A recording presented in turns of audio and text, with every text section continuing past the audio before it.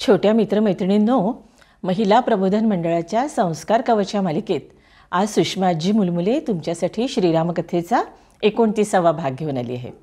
28व्या भागात मी तुम्हाला सांगितलं की रावणाचे अंतिम संस्कार केल्यानंतर बिभीषणाला लंकेचा राजा म्हणून अभिषेक करण्यात आला आणि रावणाच्या कैदेतून मुक्तता झाल्यानंतर आपण निष्कलंक आहोत हे दाखवण्यासाठी सीतेने अग्निदिव्य केलं आणि त्यातून ती अगदी सुरक्षितपणे बाहेर आली. आता पुढे काय झालं ते सांगते. राम आणि सीता बरेच दिवसांनी एकत्र आल्यामुळे सगळीकडे अगदी आनंदाचं वातावरण पसरलं होतं. बिभीषण सगळ्यांना हात जोडून सारखी विनंती करत होता की तुम्ही सगळेजण आणखी काही दिवस माझ्या लंकेमध्ये राहा, मला तुम्हा सगळ्यांचा पाहुणचार करायचा आहे, तुम्हा सगळ्यांचा आदर सत्कार करायचा आहे. पण रामाने बिभीषणाला सांगितलं की अरे बिभीषणा, तू युद्धात जी आम्हाला मदत केलीस ना, तोच आमचा सगळ्यात मोठा आदर सत्कार होता. पण आता मात्र मला अयोध्येला परत जाऊ दे. मला माझा बंधू भरत आणि शत्रुघ्न यांना भेटण्याची आणि तीनही मातांना भेटण्याची खूप ओढ लागलेली आहे. तशी ही आमची वनवासाची 14 वर्ष आता संपत आलेली आहेत, त्यामुळे आम्हाला लवकरात लवकर अयोध्येला परत गेलं पाहिजे. रामाचं म्हणणं बिभीषणाला देखील पटलं आणि त्याने रामाला आपलं भलं मोठं आणि सुंदर असं पुष्पक विमान प्रवासासाठी दिलं.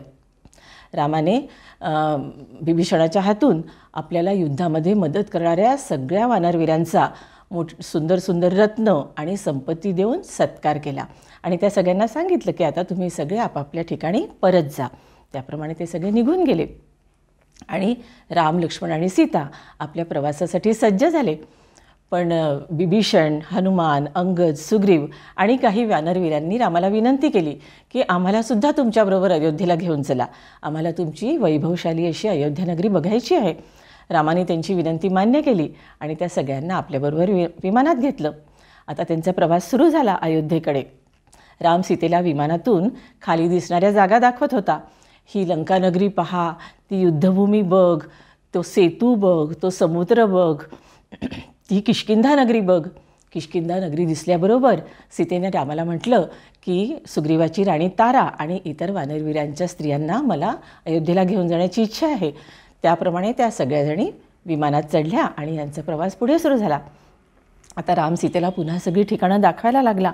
ज्या ठिकाणी त्याची सुग्रीवाशी भेट झाली होती तो ऋष्यमुख पर्वत त्याने दाखवला, शबरीची भेट झाली ते पंपा सरोवर दाखवलं, कबंधाचा वध केला ती जागा दाखवली, जटायू आणि रावणाची लढाई ज्या ठिकाणी झाली ते ठिकाण त्याने सीतेला दाखवलं, ज्या ठिकाणी ते राहत होते आश्रम करून तो पंचवटी आश्रम दाखवला.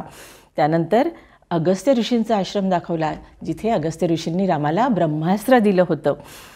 सुतीक्ष्ण आणि शरभंग ऋषींचे आश्रम त्याने दाखवले. चित्रकूट पर्वत दाखवला, ज्या ठिकाणी भरत रामाला परत घेऊन जाण्यासाठी आला होता.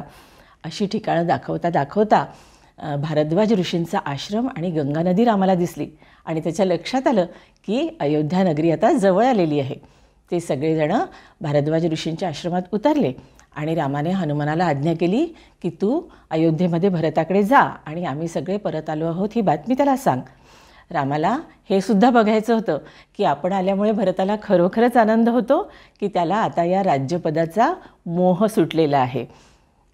रामाने सांगितल्याप्रमाणे हनुमान ताबडतोब उड्डाण करून भरताकडे गेला आणि त्याने राम, लक्ष्मण आणि सीता परत आल्याची बातमी सांगितली आणि रामाबरोबर कोण कोण आलेले आहेत हे सुद्धा सांगितलं. ही बातमी ऐकून भरताला अतिशय आनंद झाला. त्याने ताबडतोब सगळी अयोध्या नगरी स्वच्छ करण्याची आणि रांगोळ्या, तोरणं, पताका, ध्वज, फुलांच्या माळा, दिवे यांनी सजवण्याची आज्ञा केली आणि अयोध्येमधले सगळे प्रजाजन आपल्याबरोबर घेऊन तो सीमेबाहेर रामाच्या स्वागतासाठी आला. राम विमानातून उतरल्याबरोबर त्यांनी पुढे होऊन भरताला आणि शत्रुघ्नाला प्रेमाने मिठी मारली. त्यानंतर राजवाड्यामध्ये जाऊन कौसल्या माता, कैकेयी माता, सुमित्रा माता यांना भेटला आणि त्यांना वंदन केलं. इतके वर्ष एखाद्या तपस्विनीसारखी राहिलेली लक्ष्मणाची पत्नी उर्मिला ही सुद्धा त्या सगळ्यांना भेटली. सगळ्यांना खूप आनंद झाला. कैकेयीला सुद्धा आता आपल्या वागण्याचा खूप पश्चाताप झालेला होता. ती सुद्धा रामाला अगदी प्रेमाने भेटली आणि मग भरताने रामाला सांगितलं, भरताने रामाच्या इतके वर्ष सिंहासनावर ठेवलेल्या सोन्याच्या पादुका उचलल्या आणि स्वतःच्या हाताने त्या रामाच्या पायात घातल्या आणि त्यांनी रामाला सांगितलं की मी आजपर्यंत सांभाळलेलं तुझं हे राज्य तू आता परत घे. त्यानंतर वसिष्ठ ऋषींनी आणि नारदांनी एक चांगला शुभमुहूर्त काढला आणि त्या दिवशी मग अत्यंत थाटामाटात रामाला अयोध्येचा राजा म्हणून राज्याभिषेक करण्यात आला. राज्याभिषेकाचा हा सोहळा खूप दिवस चालला. अयोध्येमध्ये सगळीकडे अगदी आनंद पसरला होता. सगळी अयोध्या नगरी आनंदात बुडून गेलेली होती. आपल्याबरोबर आलेल्या सगळ्या पाहुण्यांचा म्हणजे विभीषण आणि सगळ्या वानरवीरांचा रामाने मौल्यवान भेटी देऊन सत्कार केला. हनुमानाला मात्र त्यांनी काहीही दिलं नाही.